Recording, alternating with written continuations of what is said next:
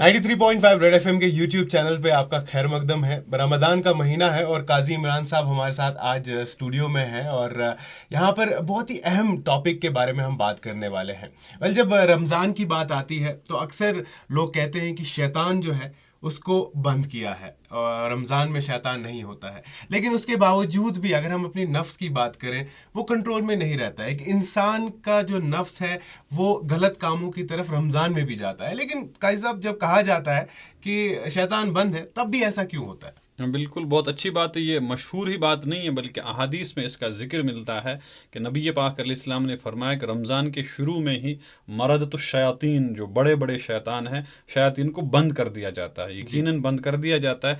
और उसका असर भी ज़मीन पर होता है कि जो जराइम, जो गुनाह और जो नाफरमानियाँ आम दिनों में होती है, रमज़ान में उसका लेवल बहुत कम हो जाता है। एक तो आप अलामत ये देखेंगे। लेकिन अब आपका सवाल ये है कि जब शैतान बंद है तो रमज़ान में फिर भी जराइम का फिगर ज़ीरो क्यों नहीं जाता है? गुनाहों की तरफ माइल होने की जो फिक्र है वो ख़त्म क्यों नहीं होती? उसकी बुनियादी वजह यह है कि अल्लाह ने शयातीन को तो बंद कर दिया, लेकिन मेरे साथ जो नफ्स मेरा है वो भी तो मुझे बुराइयों पर आमादा करता है। कुरान करीम ने क्या कहा? इन्न नफ्स लअम्मारतुम बिस्सू। ये जो नफ्स इंसान का है ये उसको बुराइयों की तरफ माइल करता है, ये बुराइयों का हुक्म करता है उसको। शैतान बंद है लेकिन नफ्स बंद नहीं है। नफ्स मेरे साथ है। आप इस नफ्स को कैसे डिफाइन करेंगे? आप ये नफ्स क्या होती है एक जो इंसान को एक बुरा काम करने के लिए प्रेशर करती है? बिल्कुल, देखिए, इंसान जो है ये इसका बदन भी है और इस बदन के साथ इसमें रूह भी है। जो ये रूह है, इस रूह में अल्लाह ने सिफत रखी है कि आप इसको जिस चीज़ से आशना करोगे ये उस चीज़ की तलबगार होगी। मसलन हम जिस माशरे में रहते हैं, इस माशरे में हम लोग उम्मन नमकीन चीज़ें इस्तेमाल करते हैं। हमारा बच्चा पैदा होता है, उसको ये नहीं पता है नमकीन चाय और मीठी चाय में क्या फ़र्क है, लेकिन उसका माशरा उसको समझा देता है कि नमकीन चाहिए है, बल्कि हमारी लस्सी भी तो नमकीन ही से बनती है। आप मुल्क के बाकी रियासतों में जाइए, वहाँ की लस्सी में आपको चीनी मिलेगी। लस्सी में नमक ये वादी का फ़लसफ़ा है और लस्सी में चीनी ये बाहर की रियासतों का फ़लसफ़ा है। तो यहाँ का बच्चा जब बाहर जाता है और वो चीनी वाली लस्सी पीने पर चला जाता है तो उसको वो अजीब सा लगता है, क्योंकि उसके जिस्म ने आज तक ये चीज़ देखी नहीं है। और इसी तरह जब वहाँ बाहर का कोई आदमी यहाँ आ जाता है और यहाँ की चाय को खालिस नमकीन देखता है, उसने नमकीन चाय का तस्वुर भी नहीं किया था, तो उसने अपने बचपने ही से उसके माहौल ने उसके बदन को इस चीज़ आदि बनाया कि चाय तो होती है नमकीन और लस्सी भी होती है नमकीन। लेकिन बाहर की रियासतों में जो आदमी रहता है उसके माहौल ने उसको समझा दिया, उसके बदन को, कि लस्सी भी मीठी होती है और चाय भी मीठी होती है, वहाँ तो नमकीन शायद सिर्फ सालन में इस्तेमाल किया जाता है। ठीक इसी तरह जो हमारे साथ जो रूह है, जिसको आप नफ्स भी कह सकते हैं, इसको हमने किस चीज़ का आदि बनाया है?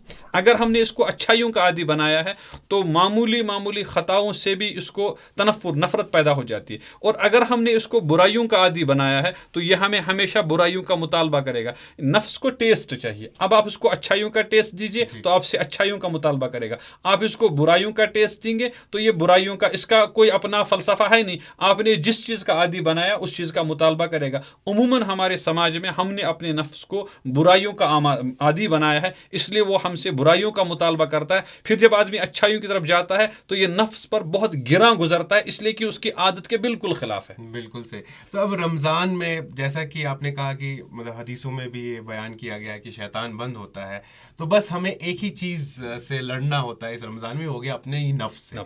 तो इसको कैसे कंट्रोल में रखा जाए? बिल्कुल, आपने अच्छी बात की कि आम दिनों में हमें दो दुश्मनों से लड़ना है, एक शैतान से और एक नफ्स से। लेकिन रमज़ान में अल्लाह की रहमतें ऐसी होती हैं कि अल्लाह अपनी रहमत से शयातीन को तो काबू में कर लेते हैं, लेकिन हमें कहते हैं कि अपने नफ्स से लड़ना सीखो। नफ्स से लड़ना सीखने की शक्ल क्या होगी? हमें अल्लाह की मोहब्बत अपने अंदर पैदा करनी है।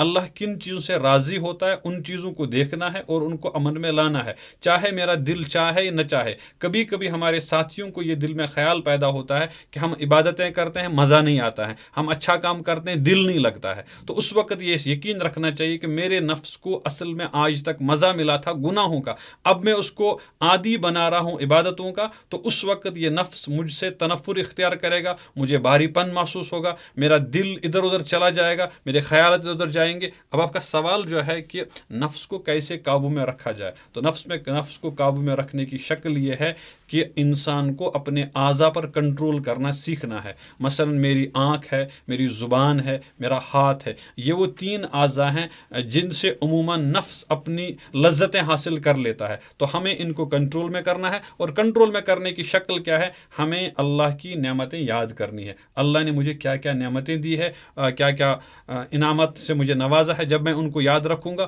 اور اسی کے ساتھ ساتھ جب میں اللہ کی عبادت کرنے پر مجھے آخرت میں کیا ملے گا, البعث بعد الموت, مرنے کے بعد مجھے کیا ملے گا, جب جنت کی نعمتیں یاد ہوں گی تو انسان کو اپنے نفس کو قابو میں کرنا بہت آسان ہوگا. اس میں اللہ سے مدد بھی مانگنی ہے, اور وقتی طور پر آدمی کا نفس چاہے گا کہ میں یہ برا کام کروں, تو اس نے چونکہ اپنی لسٹ میں بنا رکھا ہے کہ یہ کام برا ہے, تو اس وقت رکنا ہے. جس طرح ہم چیزوں سے پرہیز کرتے ہیں, جب آپ کی چھاتی میں کوئی تکلیف ہوتی تو آپ کو کہتے ہیں ٹھنڈی مشروبات سے اپنے آپ کو بچائیے. جی چاہتا ہے میں ٹھنڈے مشروبات کو استعمال کروں, لیکن آپ کے ڈاکٹر نے آپ کو یہ تجویز کیا ہے کہ آپ ٹھنڈی چیزیں استعمال نہ کریں, تو آپ اس وقت اپنے پیٹ کو سمجھاتے ہیں کہ ابھی مناسب نہیں ہے, چند دن گزرنے کے بعد مناسب رہے گا. تو اسی طرح اپنے نفس کو سمجھانا ہے یہ زندگی میں یہ جرائم مجھے نہیں کرنے ہیں اس لیے کہ ان سے میرا اللہ ناراض ہوتا ہے, اور یہ اچھائیاں مجھے کرنی ہے اس لیے کہ ان سے میرا اللہ مجھ سے راضی ہوتا ہے. تو اس طرح ہم عادی بنا سکتے ہیں اپنے نفس کو, اور وہ قابو میں رہے گا.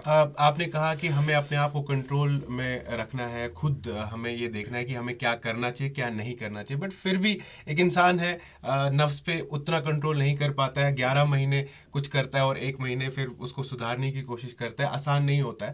تو میں جاننا چاہوں گا کہ کوئی ایسی قرآن کی آیت یا کوئی ایسا سورہ جو جب کبھی انسان کو کوئی غلط کام یا اپنا نفس وہ کنٹرول نہ کر پائے تو اس کو اس وقت وہ پڑھنا چاہیے. دیکھیے, پڑھنے کے بارے میں عرض کر دوں گا کیا پڑھنا چاہیے, لیکن اپنے نفس کو گناہوں سے بچانے کے لیے ایک اچھا تجربہ یہ ہے, چونکہ ہم وادی سے تعلق رکھتے ہیں اور ہمارے ہاں سردی کے موسم میں عموماً ہم کانگڑیاں استعمال کرتے ہیں, اور کانگڑیوں میں آگ کبھی زیادہ گرم ہوتی ہے اور کبھی ٹھنڈی پڑ جاتی ہے, تو اس کو ٹھیک کرنا پڑتا ہے. تو کبھی کبھی اس کے لیے ہمارا ایک آلہ ہوتا ہے یتھ کشیر پہ ژالن ونان تک پھر کران ژالنے سۭتۍ, لیکن کبھی کبھی وہ آلہ ہمارے پاس موجود نہیں ہے تو ہم یہ کام اپنے ہاتھ سے کرتے ہیں. اور کبھی کبھی کوئی انگارہ آپ کے راکھ میں چھپا ہوا ہوتا ہے اور وہ آپ کی انگلی کو ٹچ کرتا ہے اور اس وقت محسوس ہوتا ہے, یا کبھی کبھی غفلت سے ہم کسی گرم برتن کو ہاتھ لگاتے ہیں تو ہمارا ہاتھ جل اٹھتا ہے, تو وہ جلن بڑے دنوں تک ہمارے ذہن میں رہتی ہے, اور پھر ہم ٹھنڈے برتنوں کو بھی کپڑے سے ہی صافی سے ہی پکڑ لیتے ہیں. ٹھیک اسی طرح آدمی کو چاہیے جب بھی آدمی کے دل میں برائی کا جذبہ پیدا ہوگا تو وہ اپنے نفس کو کانگڑی پر نہیں بلکہ جہنم کی آگ پر پیش کرے, کہ جس طرح میں کانگڑی کی آگ کو برداشت نہیں کر پاتا ہوں تو اس گناہ کی وجہ سے تو میں جہنم میں جاؤں گا, وہاں کی آگ کو کیسے برداشت کروں گا. تو ایک سبب یہ بنے گا. اور دوسرا گناہوں سے بچنے کا ایک اہم ترین سبب ہے کہ آدمی کو اللہ کی نعمتیں یاد رکھنی چاہیے, اور ساتھ میں کثرت سے استغفار کرنا چاہیے اور درود شریف پڑھنا چاہیے. یہ 2 وظیفے ایسے ہیں جن سے آدمی کا نفس اس کے قابو میں رہ سکتا ہے. بالکل.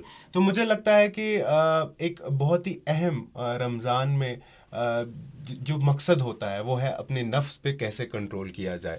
بہت سارے سوال آپ کے بھی ہوں گے, اور قاضی صاحب نے بہت آسان الفاظ میں بتایا کہ آپ اپنے نفس کو کیسے کنٹرول میں کر سکتے ہیں. اگر آپ کے کچھ سوال ہیں آپ کمنٹ سیکشن میں جو ہے اپنے سوال ہمیں بتا سکتے ہیں. انشاءاللہ قاضی صاحب نیکسٹ ویڈیو میں ہم پوری کوشش کریں گے کہ آپ کے سوال کا آپ کو جواب ملے. انفیکٹ آپ اپنا فون نمبر بھی وہاں پر رکھ سکتے ہیں, ہم آپ کو کال بھی ضرور کریں گے. بہت بہت شکریہ قاضی صاحب. انشاءاللہ نیکسٹ ویڈیو میں پھر سے آپ سے ملاقات ضرور انشاءاللہ. آپ 93.5 ریڈ ایف ایم کی اس یوٹیوب چینل کو سبسکرائب کریں اور دیکھتے رہیں.